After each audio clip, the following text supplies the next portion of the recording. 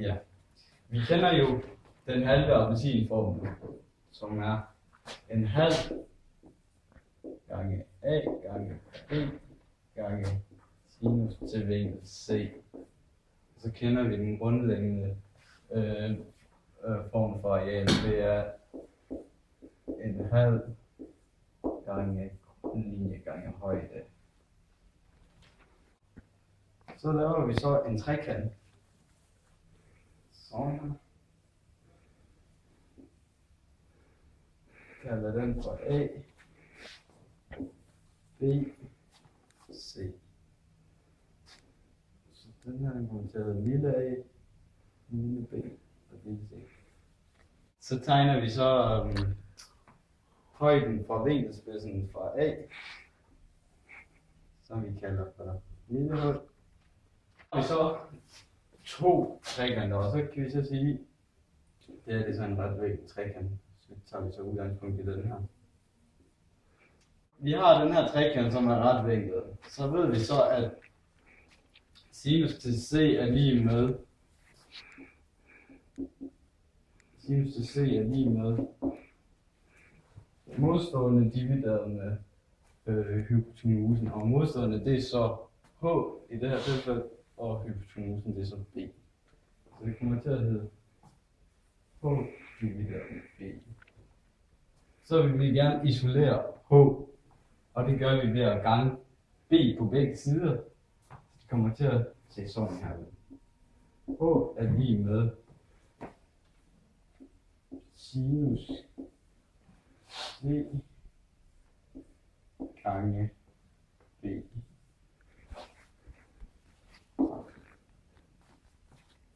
Så det kommer til at se sådan her ud. En halv gange sinus til vinkel C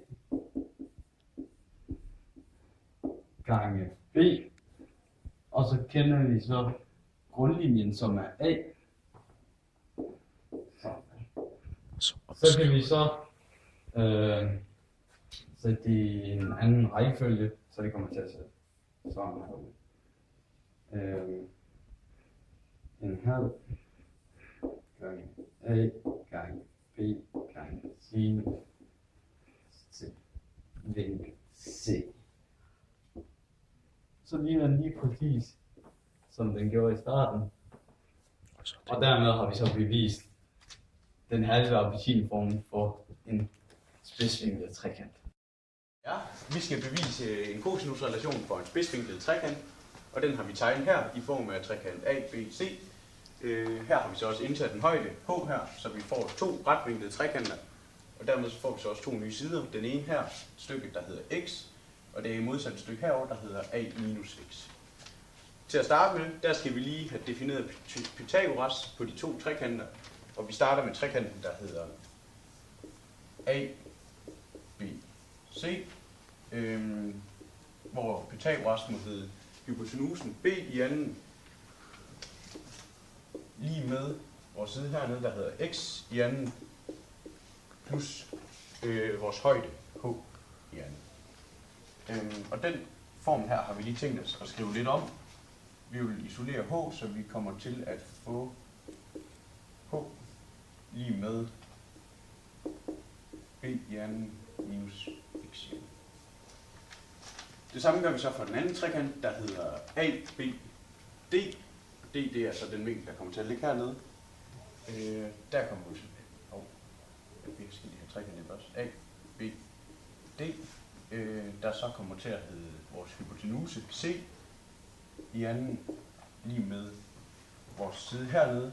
A minus x i anden plus vores højde h i anden. Ja. Heroppe der har vi så fundet ud af, at vores højde h, den kan også skrives om, så den kommer til at hedde b i anden minus x i anden.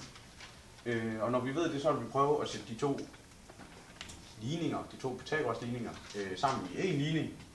Så det kommer til at hedde c i anden lige med a minus x i anden plus b i anden minus x i anden. Vi har haft en lille tænkepause, hvor vi selvfølgelig kom frem til, at den hedder trekant ADC den første år. Det var lige en lille fejl på min side, ikke? Og så går vi videre herfra, og for at komme videre fra den linje her, så ved vi ud fra vores kvadratsætning 1, at vi har at gøre med en toledet størrelse her. Så for at ophæve den, så kan vi, som sætningen siger, at det her det giver jo kvadratet på første led, som så giver a i anden, plus kvadratet på anden led, x i anden, plus eller minus det dobbelte produkt, som i det her tilfælde er minus, da der står det her, som så vil give minus 2x, og så får vi så plus b i anden minus x i anden. Ja, nu kan vi så begynde at reducere vores ligning her, og det gør jeg ved, at jeg reducerer x, altså ophæver x i anden, da vi både har et plus og et minus, og så flytter jeg b over og skriver ind bare, hvad vi har. Så den kommer til at hedde a i anden plus b i anden minus 2 gange a gange x. Ja, og nu er vi tæt på at være ved vejs ende, men for at få fjernet det sidste x, som ikke rigtig hører med, så skal vi herop og kigge. Og her i vores trekant her, der har vi at gøre med den spidse vinkel C nemlig her. Og i det tilfælde her, og her kan vi bruge vores cosinusrelation i en retvinklet trekant, som siger cosinus til vinkel C er lige med den hosliggende katete, som er x her, og hypotenusen, som er b i det tilfælde her. Så den kommer til at hedde det. Så er det jo x, vi skal have fundet. Så derfor så kan vi omskrive det lidt ved at gange med b på begge sider, så den kommer til at hedde b gange cosinus til c lige med x. Og så er vi egentlig færdige, så kan vi bare skrive den op hernede og erstatte x, så vi kommer til at få c i anden lige med a i anden plus b i anden minus 2 gange a gange b gange cosinus til c. Det var beviset for den spidsvinklede trekant. Yes, den næste cosinusrelation, det er for den retvinklede trekant, og den er tegnet herovre, trekant ABC, hvor den rette vinkel er C her. Og for at bevise den her cosinusrelation, så kan vi jo, som ved de andre, starte med at tegne eller skrive Pythagoras læresætning op, som jo netop er designet til den retvinklede trekant. Den hedder C i anden, vores hypotenuse. Den er lige med A i anden plus B i anden, vores to kateter. I modsætning til de andre to cosinusrelationer, så har vi ikke her en anden trekant, vi ligesom kan sætte op mod. Så for at komme videre herfra, der skal man gå hen og kigge her på, hvor man selvfølgelig ved, at når vi har en ret vinkel på 90 grader, og vi tager cosinus til de 90 grader, så får vi 0. Og når vi får 0, så er det tilladt at tilføje et led, for at den ligesom kan gå op, kan man sige. Så for at komme videre herfra, der skal vi altså tilføje vores led, der hedder minus 2 gange a gange b gange cosinus til c. Og det gør vi så, når vi tilføjer det led her. Så får vi så vores fuldendte cosinusrelation, der ender ud med at hedde c i anden lige med a i anden plus b i anden minus 2 gange a gange b gange cosinus til c. Og så er den bevist. Yes. Den næste og sidste cosinusrelation, det er med den stumvinklede trekant, som jeg har tegnet herover. Og trekanten den går herfra, så vi har A, C, B og siderne tilhørende. Og så har jeg tegnet vores højde på ned her, der kommer til at gå uden for trekanten, i det vinkel C, den er stum. Så har vi også vores side X her, som er side, der ligesom forbinder vores højde med resten af trekanten. Det er en lidt forlænget gulvlinje, kan vi sige. Og her skal vi ligesom ved den spidsvinklede trekant starte med ligesom at definere Pythagoras ud for de to trekanter. Og her har vi selvfølgelig en trekant, der hedder ADC. Den lille trekant herovre. ADC.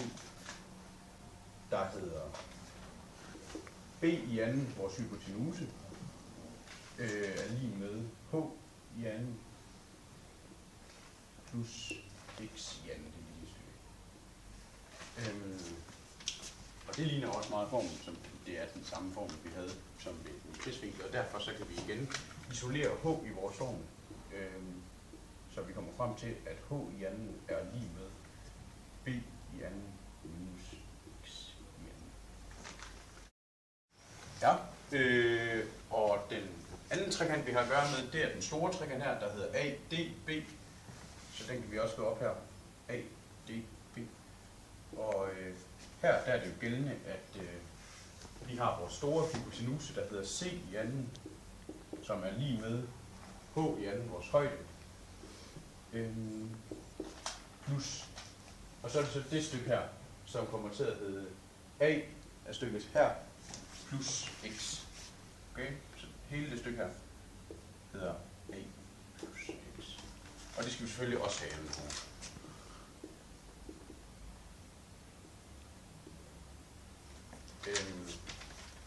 Og der har vi det, at vi jo definerede h heroppe som værende b i anden minus x i anden. Og når vi ligesom har gjort det, så kan vi sætte de to trekanter lige hinanden. Og så får vi en form, der kommer til at hedde c i anden lige med b i anden minus x i anden plus vores led her a plus x i anden. Og så går vi så videre herfra. Det næste vi kan gøre, det er at opløse det kvadratled, vi har her via kvadratsætning 1. Så det gør vi nu. Til at starte med det samme, og så her, der ved vi, at den her giver kvadratet på første led, altså an plus kvadrat på andet led, plus eller minus det dobbelte produkt, og i det her tilfælde der er det altså plus 2 gange a gange x. Det næste vi så kan gøre, det er, at vi kan reducere vores ligning her lidt. Vi har både minus x i anden, og vi har plus x i anden, så den kan vi i hvert fald få væk.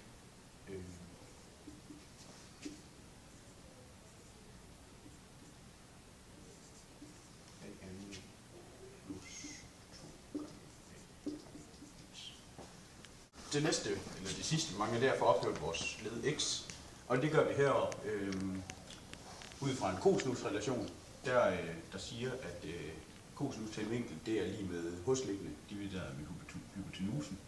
Og i det her tilfælde, der er det så vinkel C her, hvor vi har hosliggende x og hypotenusen b. Og den vinkel her, den hedder selvfølgelig 180 grader minus c. Ja, og det er den vinkel, vi finder. Vi får så cosinus til vinkel 180 minus c. Det er lige med x, vores hosliggende, divideret med b, vores hypotenuse. Så skal vi bare lige have skrevet den lidt om. Og det gør vi ved, at vi isolerer x. Og det kan vi så gøre, så vi kommer til at få x er lige med minus b gange cosinus til c. Og det er egentlig det led, vi skal til at sætte den her så i stedet for x. Det gør vi bare. Så vi får c i anden lige med b i anden plus a i anden plus 2 gange a gange, og så parentes, minus b gange cosinus til c. Det sidste vi så skal, det er, at vi skal selvfølgelig have den parentes her. Så det vi kan gøre, det er, at vi kan ophæve den her parentes, så vi får skiftet foretegn. Og så ender det ud med at komme til at hedde, som det gerne skulle, c i anden lige med a i anden plus b i anden minus 2 gange a gange b